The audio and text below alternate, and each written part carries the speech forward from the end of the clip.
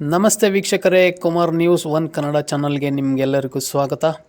ಲೋಕಸಭಾ ಚುನಾವಣೆಗೆ ನಿರೀಕ್ಷಿತ ಫಲಿತಾಂಶವನ್ನು ಬರದ ಕಾರಣ BJP ತುಂಬಾ ನಿರಾಸೆಯನ್ನು ಅನುಭವಿಸಿದೆ ಅಂತಲೇ ಹೇಳ್ಬೋದು.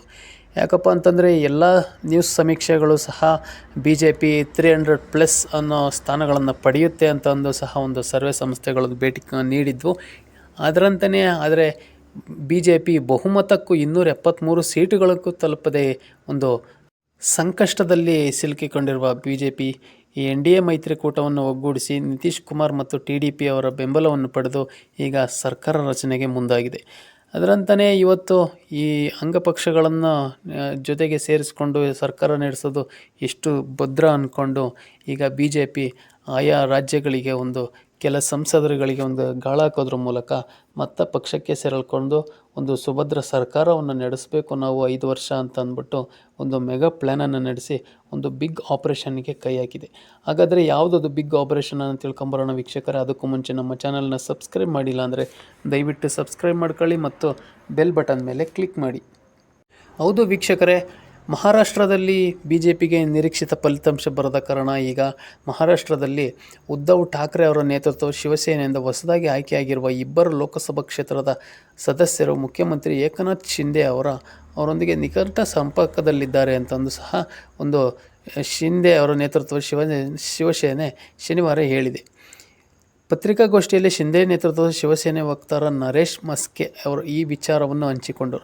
ಪಕ್ಷಾಂತರ ವಿರೋಧಿ ಕಾನೂನು ಹಿನ್ನೆಲೆಯಲ್ಲಿ ಈ 2 ಲೋಕಸಭಾ ಸದಸ್ಯರ ಹೆಸರುಗಳನ್ನು ಹೇಳಲು ನಿರಾಕರಿಸಿದರು.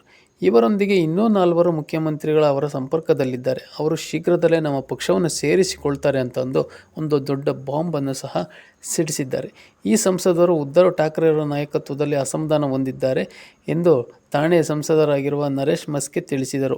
ಶಿಂದೆ ಬಣದ ಶಾಸಕರು ಮತ್ತು ಸಂಸದರ ಠಾಕ್ರೆ ಅವರ ಬಣ ಸೇರಲು ಉತ್ಸುಕರಾಗಿದ್ದಾರೆ ಎಂದು ಸಂಜಯ್ ರಾವತ್ ಅವರ ಹೇಳಿಕೆಯ ಬೆನ್ನಲ್ಲೇ ಮಸ್ಕೆ ಅವರು ಈ ಪತ್ರಿಕಾಗೋಷ್ಠಿಯನ್ನು ನಡೆಸಿ ಈ ಒಂದು ಹೇಳಿಕೆ ನೀಡಿರುವುದು ಮಹಾರಾಷ್ಟ್ರದಲ್ಲಿ ಒಂದು ದೊಡ್ಡ ಸಂಚಲನವನ್ನೇ ಸೃಷ್ಟಿ ಮಾಡಿದೆ ಅಂತೇಳಿ ಹೇಳ್ಬೋದು.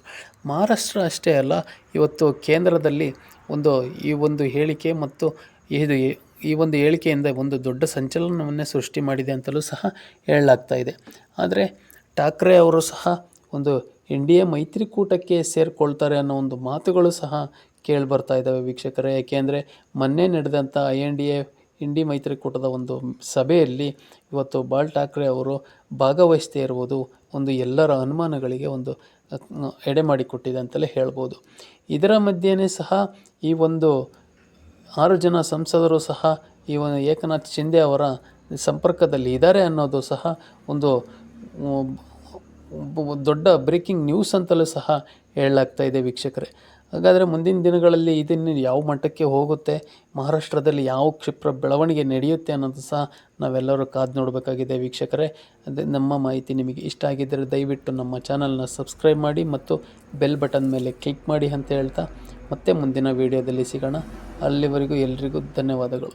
ನಮ್ಮ ಚಾನಲ್ನ ಸಬ್ಸ್ಕ್ರೈಬ್ ಮಾಡಿಲ್ಲ ಅಂದರೆ ದಯವಿಟ್ಟು ಸಬ್ಸ್ಕ್ರೈಬ್ ಮಾಡ್ಕೊಳ್ಳಿ ಮತ್ತು ಬೆಲ್ ಬಟನ್ ಮೇಲೆ ಕ್ಲಿಕ್ ಮಾಡಿ. ನಿಮ್ಮ ಅನಿಸಿಕೆ ಅಭಿಪ್ರಾಯಗಳನ್ನು ಕಮೆಂಟ್ ಮೂಲಕ ತಿಳಿಸಿ ಅಂತ ಹೇಳ್ತಾ ಮತ್ತೆ ಮುಂದಿನ ವೀಡಿಯೋದಲ್ಲಿ ಸಿಗೋಣ. ಧನ್ಯವಾದಗಳು.